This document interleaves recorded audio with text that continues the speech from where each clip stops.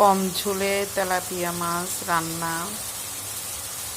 গরম তেলে পেঁয়াজ মশলা এবং টমেটো দিয়ে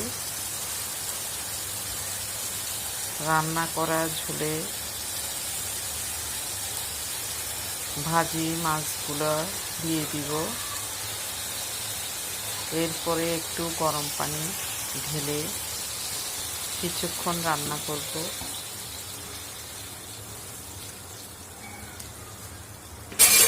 রান্না করা ঝোল কমে আসলে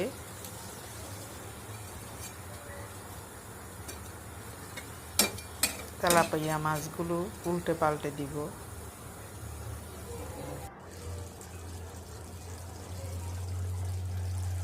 মিডিয়াম আঁচে কতক্ষণ রান্না করে ঝোল মাখা মাখা হয়ে গেলে তেলাপিয়া মাছ